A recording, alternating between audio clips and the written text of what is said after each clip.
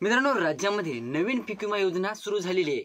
आता नवीन पीक विमा योजना सुरू झालेली असताना आता 1 जुलैपासून नवीन पीक विमा अर्ज म्हणजे खरीप हंगाम 2025 साठी जे नवीन अर्ज पीक विम्याचे भरण्यासाठी सुरुवात होणार होती, ती देखील मला वाटते 10-11 वाजता काहीतरी सकाळी पोर्टल लाईव्ह झालेला आहे।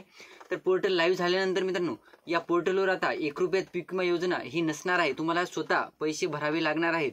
तुमचा शेतकरी हिस्सा 1-2% किंवा 1.5% म्हटलं तरी किंवा 5%, आता पिकानुसार तो टक्का आहे, तो तुम्हाला आता पैसे भरावे लागणार आहेत।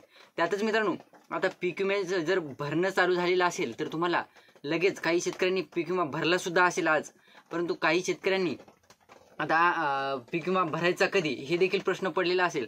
आता हा भाग वेगळा की काही शेतकऱ्यांना आता पैसे भरायचे म्हणल्यावर थोडासा वेळ लागेल, किंवा काही शेतकरी आता पीक विमा आजपासून सुरू झाला तर आजच घाई गडबडीत पीक विमा भरलेले सुद्धा असू शकतात। त्यातच मित्रांनो, आपण जे आज माहिती घेत आहोत ती म्हणजे खरीप हंगाम 2025च्या जे नवीन पीक विमा योजना सुरू झालेली आहे। आता हा भाग वेगळा की राज्य शासनाची वेगळी पीक विमा योजना किंवा केंद्र शासनाची। आता PMABY पोर्टल हे केंद्र शासनाचं आहे। इथे सर्व राज्याचे पीक विम्याचे अर्ज हे इथेच भरले जातात।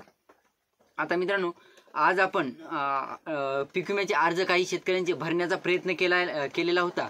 त्यात मित्रांनो, अगोदर काय सांगण्यात होतं, फार्मर ID कंपल्सरी करण्यात आलेला आहे वगैरे वगैरे बऱ्याच। आता पेमेंट वगैरे तर आहेच, हा ऑप्शन तर आहेच, परंतु मित्रांनो असं सांगण्यात होतं की फार्मर ID शिवाय तुमचा पीक विम्याचा अर्ज हा भरला जाणार नाही वगैरे। परंतु मित्रांनो, सध्या आपण आज काही शेतकऱ्यांचं पीक विम्याचे अर्ज हे भरून बघितलेले आहेत। अर्ज सक्सेस तर झाले नाही, प्रॉब्लेम आले पोर्टलमध्ये। आज स्टार्टिंग होती त्या कारणास्तव आधार व्हेरीफाय झालं नाही। म्हणजे आपण जे नेहमी आधार व्हेरीफाय म्हणजे पासबुकवरचे नाव आणि आधारवरचे नाव मॅच करते, म्हणजे आधारवरचं नाव ऑटोमॅटिकली आलेलं असते तिथं आणि पासबुकवरचं नाव तुम्हाला तिथे टाकायचं असतं, मॅच करून घ्यायचं असतं। त्यानंतर आधार नंबर असतो आणि त्यानंतर व्हेरीफायचं जे ऑप्शन असतो तो व्हेरीफाय केल्याच्या नंतर तुमचे जे दोन्ही मॅच झाल्याच्या नंतर तुमचं व्हेरीफाय होत असतं। तर आज आधार आपण जेव्हा हे सगळं टाकून बघितलं आणि आधार व्हेरीफायला ओके केलं, तिथे आधार व्हेरीफाय होत नव्हतं, कारण की आधार सर्व्हर हे अद्यापही पीक विमा साईटला कनेक्ट झालेलं नाही। याचा अर्थ असाच होतो। आता बऱ्याच वेळेस ट्राय केल्यानंतर काही शेतकऱ्यांनी अर्ज भरले गेले असतील काही शेतकऱ्यांचे, परंतु मित्रांनो आपण जेवढे वेळेस ट्राय केलेला आहे तेवढे वेळेस आधारची साईट ही पीक विमा जे पीक विम्याची वेबसाईट आहे त्या साईटला अद्यापही कनेक्ट झालेली नव्हती, म्हणजे आधार व्हेरीफाय होत नव्हतं। त्यानंतर मित्रांनो, मोबाईल नंबरचा ऑप्शन म्हणजे मोबाईल नंबर सुद्धा तुम्हाला प्रत्येक शेतकऱ्याचा मोबाईल नंबर टाकून तिथे OTP प्रत्येक शेतकऱ्याला जाणार आहे। ते सुद्धा मागच्या रब्बी हंगामापासून सुरू झालेली आहे ऑप्शन, की तुम्हाला प्रत्येक शेतकऱ्याचा अर्ज भरते वेळेस आता मोबाईल नंबर टाकून त्यांच्याकडून एक OTP घ्यावा लागत आहे। अगोदर अशी OTPची सिस्टीम नव्हती। त्यानंतर मित्रांनो, तुमचा आधार व्हेरीफाय केल्याच्या नंतर लगेचच तुमच्या आधार नंबरच्या पुढे तुमचा फार्मर ID हा ऑटोमॅटिकली शो होत आहे। तुमचा आधार व्हेरीफाय झाल्यानंतर तुमचा फार्मर ID दाखवत असल्यामुळे तुम्हाला असं नाही, सध्या तरी आज पुरतं सांगतोय की सध्या तरी पोर्टलमध्ये अशी काही दुरुस्ती दिसली नाही मला।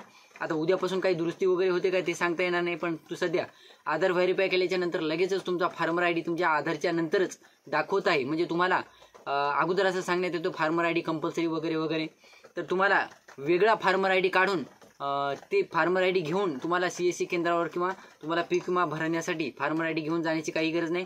तुमचा फार्मर ID जर काढलेला असेल, तुम्ही अर्ज केलेला असेल फार्मर ID साठी, तर तुमचा आधार व्हेरीफाय केल्याच्या नंतर ऑटोमॅटिकली तुमचा फार्मर ID तिथे दाखवत आहे। त्यानंतर मित्रांनो, पेमेंट वगैरे आता सध्या तरी म्हणजे आजपर्यंत पेमेंट हे CSC ID वरूनच कटत होते, म्हणजे तुम्हाला स्कॅनरचा वगैरे ऑप्शन दिसला नाही मला तरी। आणि आता उद्यापासून काही दुरुस्ती वगैरे होते का, स्कॅनरचा वगैरे ऑप्शन येतो का, हा देखील प्रश्न आहे। आणि तुम्हाला जर अर्ज करायचा असेल तर तुम्ही उद्या किंवा परवापासून जेव्हा पोर्टल व्यवस्थितरित्या सुरळीत चालू होईल तेव्हाच तुम्ही अर्ज करा, कारण की आता बघायचं झालं जे पावसाळी अधिवेशन आहे त्यामध्ये पीक विमा संदर्भात ते घटक वगैरे कॅन्सल केले, तुम्ही शेतकऱ्यांचा फायदा तोटा करतात वगैरे वगैरे अशा चर्चा सुरू आहेत। तर या पोर्टलमध्ये काही दुरुस्ती वगैरे होते का ते देखील प्रश्न आहे। म्हणजे आज तर हा अर्ज भरल्या गेले नाही, तुम्ही उद्या किंवा परवा, उद्या इव्हनिंगपासून किंवा परवापासून तुम्ही अर्ज भरण्यास सुरुवात करा, कारण मित्रांनो उद्या सकाळी तरी तुम्ही अर्ज सुरू करू नका भरण्यासाठी तुम्हाला, कारण काही दुरुस्ती वगैरे होते का अजून वाट बघावी 1-2 दिवस, आणि त्यानंतरच तुम्ही पीक विम्याचे अर्ज हे भरून टाका तुमचा पीक विमा। तर ही होती छोटीशी माहिती मित्रांनो। व्हिडिओ आवडला असेल तर लाईक करा, चॅनलला सबस्क्राईब करा आणि जास्तीत जास्त शेतकऱ्यांपर्यंत पोहोचवण्याचा प्रयत्न करा। धन्यवाद।